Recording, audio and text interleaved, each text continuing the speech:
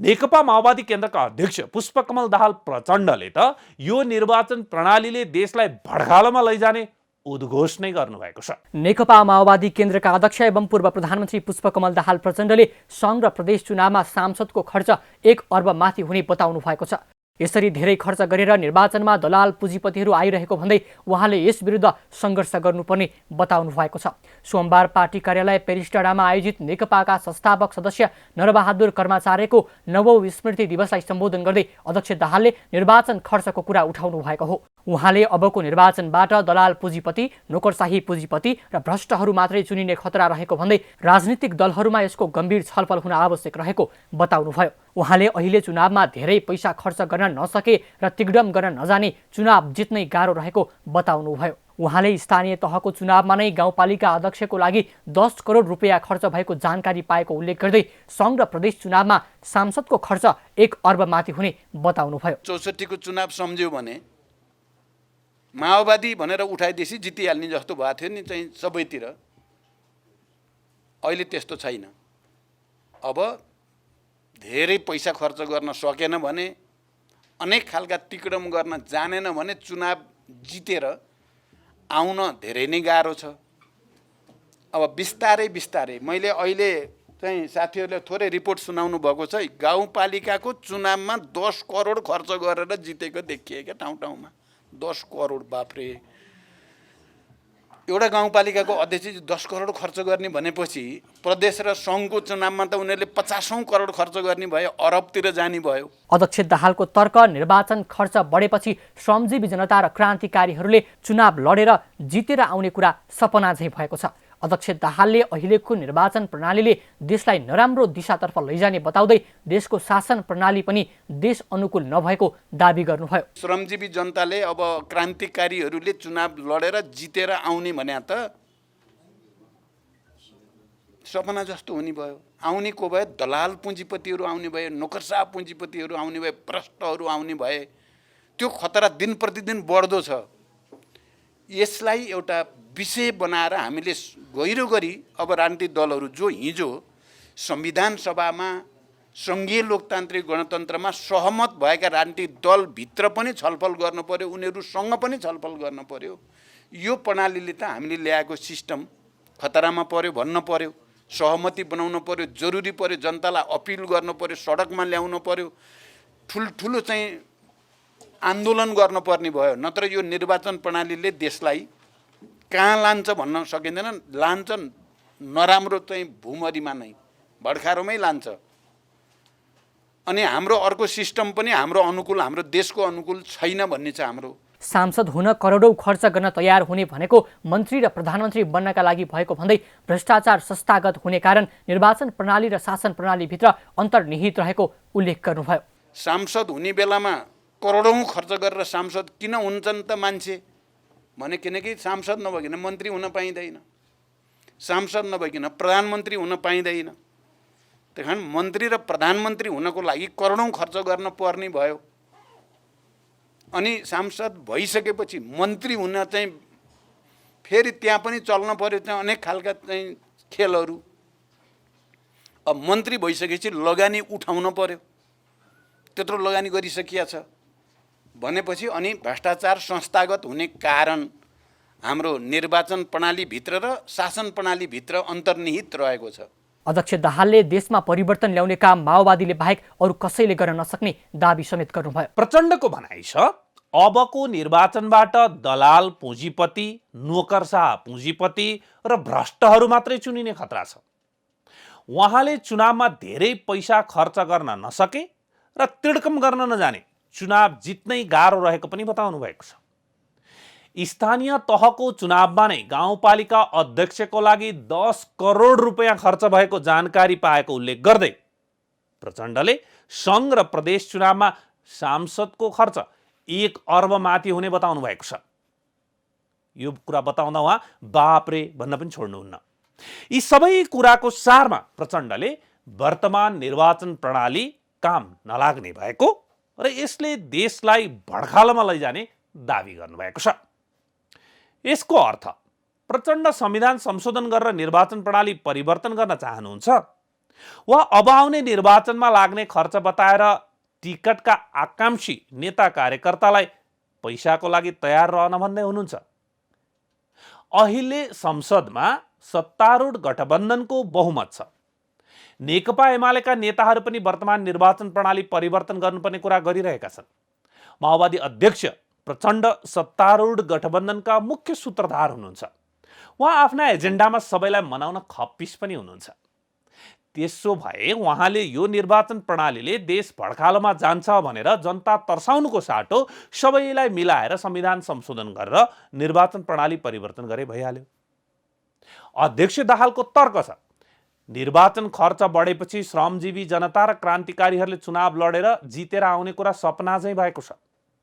अध्यक्ष दाहालले अहिलेको निर्वाचन प्रणालीले देशलाई नराम्रो दिशातर्फ लैजाने बताउँदै देशको शासन प्रणाली पनि देश अनुकूल नभएको दावी गर्नुभएको छ। अर्थात् नेपालको शासन प्रणाली भनेको संसदीय शासन प्रणाली हो। जनताले सांसद चुन्छन्, संसदमा जसको बहुमत आउँछ त्यो दलका सांसदले प्रधानमन्त्री चुन्छन्। अनि हाम्रो अर्को सिस्टम पनि हाम्रो अनुकूल, हाम्रो देशको अनुकूल छैन भन्ने छ। हाम्रो शासन प्रणालीको दृष्टिकोणले पनि सांसद हुने बेलामा करोडौँ खर्च गरेर सांसद किन हुन्छन् त मान्छे भने, किनकि सांसद नभइकन मन्त्री हुन पाइँदैन, सांसद नभइकन प्रधानमन्त्री हुन पाइँदैन। त्यही कारण मन्त्री र प्रधानमन्त्री हुनको लागि करोडौँ खर्च गर्न पर्ने भयो। अनि सांसद भइसकेपछि मन्त्री हुन चाहिँ फेरि त्यहाँ पनि चल्न पर्यो चाहिँ अनेक खालका चाहिँ खेलहरू। अब मन्त्री भइसकेपछि लगानी उठाउन पर्यो, त्यत्रो लगानी गरिसकिया छ भनेपछि अनि भ्रष्टाचार संस्थागत हुने कारण हाम्रो निर्वाचन प्रणालीभित्र र शासन प्रणालीभित्र अन्तर्निहित रहेको छ। यसलाई हामीले त रिजर्भ राखेका छौँ। यही माओवादी पार्टीलाई मात्रै वैधानिक, राजनैतिक र नैतिक रूपले बोल्ने आधार छ। हामीले यो हुँदैन है, यो सिस्टमबाट जनताले पाउनुपर्ने चिज पाउँदैनन् भनेर हामीले नोट अफ डिसेन्ट लेखिएको छ। निर्वाचन प्रणाली र शासकीय प्रणालीले भ्रष्टाचार मौलायो भनेको नाच्न जान्दैन आँगन टेढो भने जस्तो भएन। शासकीय प्रणाली देश अनुकूल भएन भनेको के हो? के उहाँ प्रत्यक्ष निर्वाचित कार्यकारीतर्फ ढल्किएको हो? 2072 सालमा बनेको संविधानले जम्मा एउटा निर्वाचन गराएको छ, प्रदेश र सङ्घको। स्थानीय तहको दोस्रो निर्वाचन भर्खरै सकिएको छ र प्रदेश र सङ्घको निर्वाचनको तयारी चलिरहेको छ। एउटा निर्वाचन गर्ने बित्तिकै काम नलाग्ने कस्तो निर्वाचन प्रणाली र कस्तो कमजोर संविधान हामीले बनायो वा कसरी बन्यो यस्तो संविधान?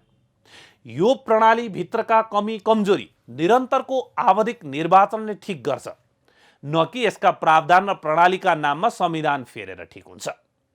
दल र दलका नेतृत्वहरू आफू नसच्चिने अनि सदैव संविधान व्यवस्था र प्रणालीलाई दोष दिएर संविधान व्यवस्था र प्रणाली फेर्दै हिँड्ने हाम्रो पुरानै रोग हो।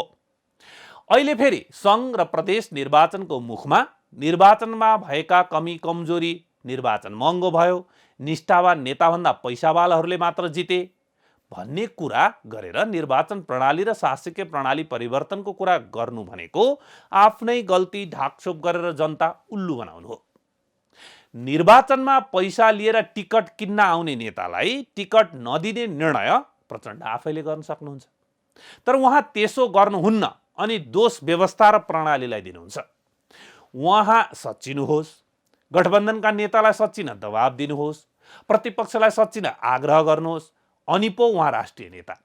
आफैले 7 वर्ष अघि बनाएको संविधान र प्रणालीको विरोध गरेर जनता तर्साएर के काम? यसले अस्थिरता मात्रै निम्त्याउनेछ। आज यहाँ प्रचण्डले यी कुरा गर्नुभएकाले उहाँलाई सचेत गराएको हो। अन्य नेता पनि उहाँभन्दा कम हुनुहुन्न, यो कुरा हामीले बिर्सनै हुँदैन। नेकपा एमालेका अध्यक्ष केपी शर्मा ओली संघीयताको विरोध गर्नुहुन्छ। नेपाली काङ्ग्रेसका सभापति शेरबहादुर देउबा र नेकपा यसका अध्यक्ष माधव कुमार नेपाल संविधानको धज्जी उडाउनुहुन्छ। प्राय सबै पार्टीको नेतृत्वमा यो रोग छ, आफू नसच्चिने अनि दोष संविधान व्यवस्था र प्रणालीलाई दिने। कि यो फेरि संविधान च्यात्ने षड्यन्त्र हो? यो संविधान च्यातियो भने प्रचण्डजीले पनि हेक्का राखे हुन्छ। उहाँले माया गर्ने भनेको यदि साँच्चै हो भने उहाँले माया गर्ने गरेको सङ्घीयता, धर्मनिरपेक्षता, गणतन्त्र सबै च्यातिन्छ।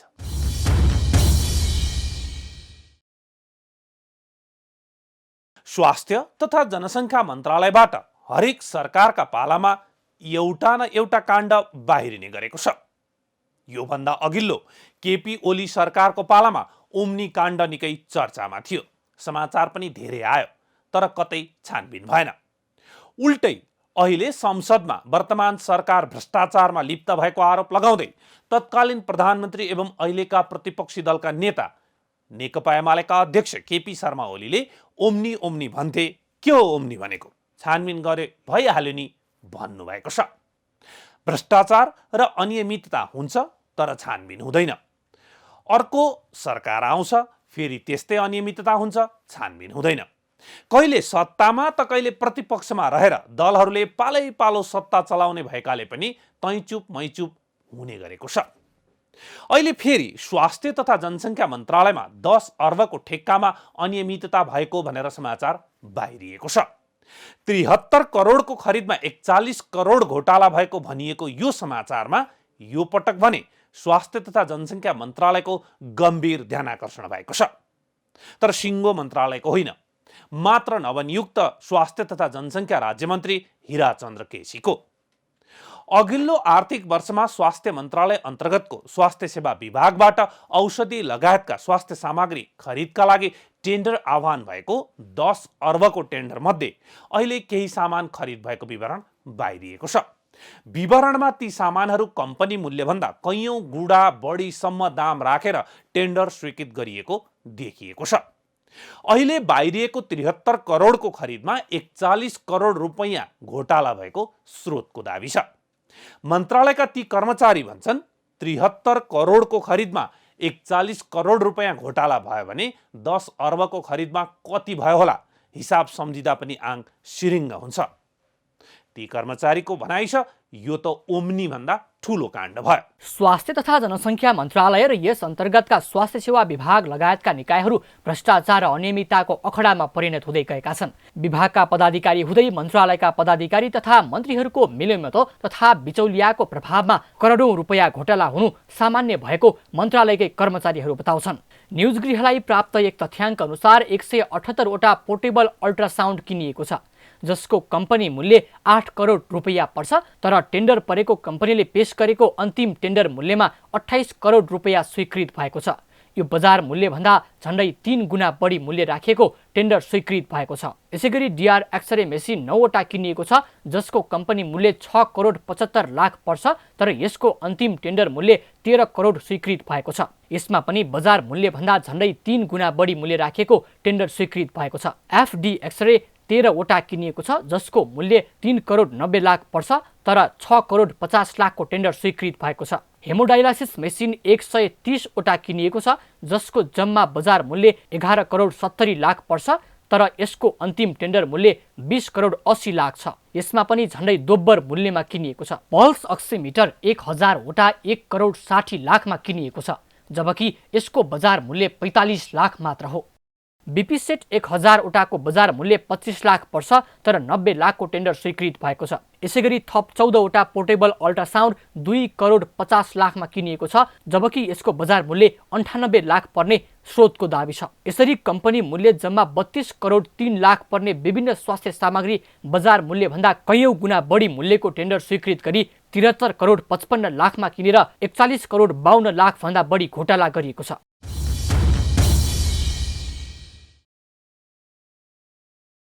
नेकपा एकीकृत समाजवादीमा जबरदस्त रूपमा गठबन्धनको कुरा उठेको छ। कतिपय नेताहरू वर्तमान गठबन्धनलाई नै निरन्तरता दिएर जानुपर्ने पक्षमा छन् भने कतिपय नेताहरू नेपाली काङ्ग्रेससँगको गठबन्धनबाट केही नझर्ने भन्दै वाम गठबन्धन, नेकपा एमालेसँग मोर्चाबन्दी वा गठबन्धन वा पार्टी एकता तथा कार्यगत एकताको कुरा गरिरहेका छन्। यी सबै विकल्प खुला राखेर पार्टीभित्र छलफल पनि भइरहेको छ। यसको आधार के हो भने नेकपा यसका अध्यक्ष माधव कुमार नेपाल नै वर्तमान गठबन्धनसँग खुसी हुनुहुन्न। सार्वजनिक मञ्चहरूमा माधव नेपाल गठबन्धनको निरन्तरताको कुरा गर्नुहुन्छ, तर जब पार्टीको मिटिङ वा भातृ भगिनी संगठनको कार्यक्रम हुन्छ त्यहाँ उहाँ खुलेर गठबन्धन विरुद्ध बोल्नुहुन्छ। उहाँले पार्टी निकट नेपाल तामाङ सङ्घको कार्यक्रममा तामाङकै लोकप्रिय बाजा डम्फुको उदाहरण दिँदै भन्नुभयो, अब गठबन्धनको डम्फु मात्रै बजाएर बस्न सकिँदैन। प्रतिनिधि सभा र प्रदेश सभाको निर्वाचन आउन लागेकाले अब गठबन्धनको डम्फु मात्रै बजाएर बस्न नसकिने उहाँको तर्क छ।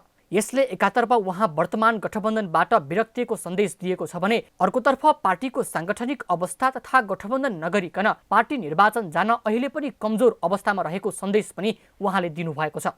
यसकारण उहाँले गठबन्धनको डम्फु बजाउने काम छाडेर पार्टीको सङ्गठन सुदृढीकरणमा जुट्न पार्टीका नेता कार्यकर्तालाई निर्देशन दिनुभएको छ। अब पनि हामीले स्थानीय चुनावमा हामीले सबै ठाउँमा कति तपाईँले डम्फु बजाउनु भयो थाहा छैन, गठबन्धनको गीत गाएर गठबन्धनको डम्फु बजाउँदै पर्खेर बस्ने। अब डम्फु बजाउने होइन, अब यो पार्टीलाई बलियो बनाउने डम्फु बजाउने हो, यो पार्टीलाई सुदृढ बनाउने कुरा गर्ने हो। त्यो बेलामा हाम्रो दिमागमा बढी गठबन्धन भएपछि त जितिहालिन्छ। त्यसो हुनाले हामीले मेहनत कम गऱ्यौँ, सङ्गठन बनाउने कुरामा ध्यान कम दियौँ, सङ्गठन विस्तार गर्ने कुरामा ध्यान कम दियौँ। फलस्वरूप हामी जहिले गठबन्धन दलहरूबाट जति सहयोग पाउनुपर्ने थियो, जति महत्त्व पाउनु पर्थ्यो त्यो पाउन सकेनौँ। नेकपा यसका अध्यक्ष माधव कुमार नेपालको ठहर के छ भने स्थानीय तह निर्वाचनमा पार्टीका कार्यकर्ताले मेहनत कम गरे र पार्टीलाई सुदृढ बनाउने काममा कार्यकर्ता नलाग्दा सत्तारूढ गठबन्धनका अन्य दलले सहयोग गरेका छैनन्। तर स्थानीय तह निर्वाचनको परिणामकै आधारमा पनि आगामी प्रतिनिधि सभा र प्रदेश सभा निर्वाचनमा 20 देखि 25 सिट ल्याउने दाबी नेकपा यसको छ। चिन्ता गर्नुपर्ने कुरा के छैन भने हामीले उठाएको उम्मेदवार जम्मा 28% थिए। 27.93% भनेको 28%। 28% हामीले उम्मेदवार मात्रै खडा गर्यौं, तर हामीले भोट कति ल्यायौं थाहा छ? 9,27,000। 9,27,000 भोट ल्यायौं 28% मान्छे उठाएर। सबै ठाउँमा हामीले उम्मेदवार खडा गरेको भए 20 देखि 25 लाख भोट त पाउँथ्यौं होला। 20 देखि 25 लाख भोट पाएपछि हामीलाई समानुपातिको भोलि हामीले भोट पाउने हो भने 20 देखि 25 सिट त हामीलाई कसैले रोक्न सक्दैन नि। भनेपछि हाम्रो पार्टी कमजोर छैन। प्रतिनिधि सभाको प्रत्यक्ष निर्वाचनतर्फ भने नेकपा यसले कम्तीमा 12 सिट जित्ने माधव कुमार नेपालको दाबी छ। उहाँको विश्लेषण छ, नेपाली काङ्ग्रेस पहिलो शक्तिका रूपमा उदाएको छ। नेकपा एमाले पुरानो इतिहास भए पनि खुम्चिएको छ। माओवादीले पनि सशस्त्र विद्रोह गरेर आएकाले हैसियत देखाएको हो। तर नेकपा यसमा यी कुनै विशेषता नभए पनि छुट्टै शक्ति देखाउने अवस्था छ। नेपाली काङ्ग्रेस एउटा शक्तिको रूपमा उदाएको छ। हिजोदेखिको इतिहास भएको हुनाले एमाले पनि खुम्चिँदै गएको भए तापनि दोस्रो शक्तिको रूपमा छ भने, अनि माओवादीले पनि यस बीचमा जनयुद्ध गरेर आउने क्रममा आफ्नो हैसियत देखाएको छ भने हाम्रो पार्टी यति छोटो समयमा विद्रोह गरेर नयाँ क्रान्तिकारी चेत लिएर कम्युनिस्ट पार्टीमा देखा परेका विकृति विसङ्गतिलाई हटाउने अठोट गरेर अनि हामी क्रान्तिकारी धारलाई रक्षा गरेर अघि बढ्दाखेरि पनि हामीले आफ्नो छुट्टै शक्ति देखाउने अवस्था विद्यमान छ। प्रत्यक्ष रूपमा हामीले जित्यौँ भने थप्दै जान्छौँ। अहिलेसम्म हाम्रो सिट सङ्ख्या समानुपातिक सहित 24 वटा छ प्रतिनिधि सभामा, र प्रत्यक्ष निर्वाचनबाट जितेर आएका 12 जना छन् अहिले हामीसँग। ती 12 त कसैले घटाउनै सक्दैन। त्यसो हुनाले अरू पार्टीभन्दा हाम्रो हैसियत त कमजोर हुने होइन नि। माधव नेपालजीको यो अन्तिम कुरा भने एकदमै रोचक छ। अहिले संसदमा प्रत्यक्षतर्फ जितेका 12 सांसद छन् र त्यसलाई कसैले पनि घटाउन सक्दैन। यसको आधार के? उहाँ आफै त प्रत्यक्षतर्फ एक्लै लड्ने हो भने धर्ममा हुनुहुन्छ।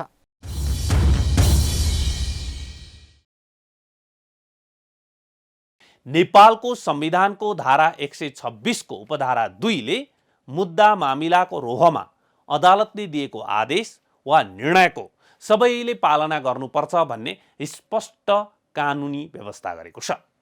तर हाम्रो मुलुकमा अदालतले दिएको अन्तरिम आदेश होस् वा अल्पकालीन अन्तरिम आदेश वा निर्णय मान्नुको सट्टा आफू अनुकूल चल्ने तथा आदेशका विरुद्धमा निर्णय गर्ने काममा बढी केन्द्रित भएको देखिन्छ।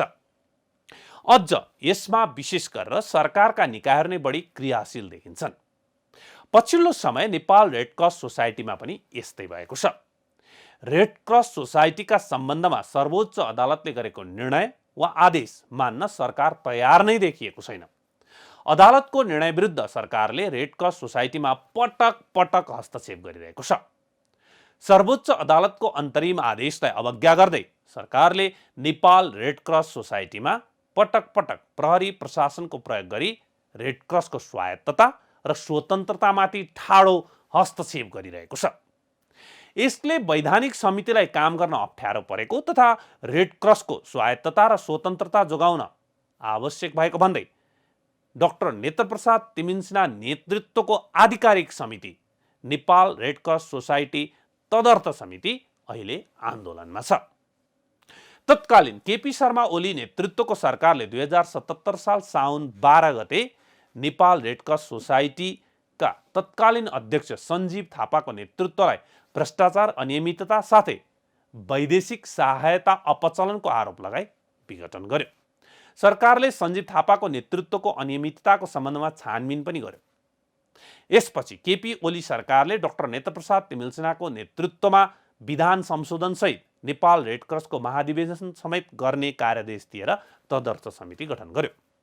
त्यो समितिले काम अगाडि बढाइरहेको थियो। बिचैमा 2078 असार 28 गते केपी शर्मा ओलीको सरकार अदालतको परमादेशबाट ढलेपछि त्यहाँ वैधानिक मान्यता प्राप्त तथा अदालतको अन्तरिम आदेशले समेत काम गर्ने आधिकारिकता पाएको समिति तथा नेपाल रेड क्रस सोसाइटीमाथि राजनीति सुरु हुन थाल्यो। अदालतको आदेश विरुद्ध जिल्ला प्रशासन कार्यालयका सिडिओले आदेश जारी गर्छन् र उनको आदेश मान्दै आधिकारिक समितिलाई प्रहरीले कार्यालय प्रवेश गर्न नै दिँदैन। यसको ठिक विपरीत प्राध्यापक सुदर्शन प्रसाद नेपालको संयोजकत्वमा वर्तमान सरकारले गठन गरेको नयाँ तदर्थ समितिलाई भने अदालतभन्दा माथि रहेर सिडिओले आधिकारिकताको पत्र दिन्छन्। सर्वोच्च अदालतको आदेशको पालना नगरी सरकारले रेड क्रसमा अवैधानिक हस्तक्षेप गरेको भन्दै नेत्रप्रसाद तिमसिना नेतृत्वको केन्द्रीय तदर्थ समिति आन्दोलित बनेको छ। 2077 साल श्रावण 12 मा तत्कालीन सरकारले तत्कालीन सञ्जीव थापाको नेतृत्वलाई भ्रष्टाचार, अनियमितता साथै वैदेशिक सहायता अपचलनको आरोप लगाई विघटन गरी डाक्टर तिमसिना नेतृत्वलाई विधान संशोधन सहित महाधिवेशन गर्नका लागि कार्यादेश दिएको थियो। तर सरकार हेरफेर भएसँगै वर्तमान सरकारले विधान संशोधन गर्न र महाधिवेशन गर्न पटक पटक रोक लगाएको र रेड क्रस सुधारको काम गर्न नदिएको आरोप तिमसिना नेतृत्वको समितिको छ। रेड क्रसमाथि सरकारको हस्तक्षेप विरुद्ध तिमसिना नेतृत्वको समितिले सर्वोच्च अदालतमा रिट निवेदन दिएपछि 2078 असोज 20 गते अदालतले रेड क्रसको समितिलाई विधान संशोधन महाधिवेशन लगायत विधान अनुसारको काम गर्न रोक नलगाउनु भनी अन्तरिम आदेश नै जारी गरेको थियो। अदालतको आदेश अनुसार समितिले 2078 कार्तिक 28 र 29 गते विधान अधिवेशन आयोजना गरे पनि उक्त अधिवेशन बिथोलिन पुग्यो। त्यस लगत्तै सोही वर्षको पौष 17 गते विधान अधिवेशन र पौष 29 र 30 गते निर्वाचन महाधिवेशन आयोजना गरी रेड क्रसको नेतृत्व हस्तान्तरण गर्ने मिति तय गरेपछि सरकारले पौष 14 गते नै तिमसिना नेतृत्वको तदर्थ समितिलाई विघटन गरी सुदर्शन प्रसाद नेपालको संयोजकत्वमा नयाँ तदर्थ समिति गठन गरिदियो। तिमसिना नेतृत्वको समितिको आरोप छ विधान अधिवेशन भाड्ने, तोडफोड गर्ने, झण्डा च्यात्ने र सामग्री लुट्नेहरू नै वर्तमान सरकारले गठन गरेको समितिका अधिकांश पदाधिकारी तथा सदस्यहरू हुन्। सरकारले गैर कानुनी रूपमा समिति गठन गरेको र रेड क्रस संस्थाको स्वायत्ततामाथि हस्तक्षेप गरेको भन्दै तिमसिना नेतृत्वको समिति पुनः अदालतको ढोका ढकढकाउन पुग्दा सर्वोच्चले 2078 पौष 23 गते सरकारको निर्णय कार्यान्वयन नगराउनु भनी अन्तरिम आदेश जारी गर्यो। अदालतको आदेश जारी भएसँगै तिमसिना नेतृत्वको समिति कार्यालयमा काम गर्न जाँदा सरकारले प्रहरी हस्तक्षेप गर्दै काम नै गर्न नदिएको आरोप समितिको छ। अदालतको अन्तरिम आदेश कायमै रहेको अवस्थामा सरकारले पुनः समिति गठन गरेपछि उक्त निर्णयका विरुद्ध तिमसिना नेतृत्वको समिति पुनः अदालत पुग्यो। अदालतले 2079 असार 16 मा तेस्रो पटक सरकारले गरेको हस्तक्षेप विरुद्ध अल्पकालीन अन्तरिम आदेश जारी गर्यो। तर उक्त आदेश जारी हुनसाथ सरकारबाट रेड क्रसमाथि पुनः प्रहरी हस्तक्षेप भएपछि तिमसिना नेतृत्वको समितिले सरकारले निर्लज्ज हस्तक्षेप र राज्य आतंकको नाङ्गो नाच देखाएको बताएको छ। न्युज गृहका लागि खिलनाथ ताजपुरिया, काठमाडौँ।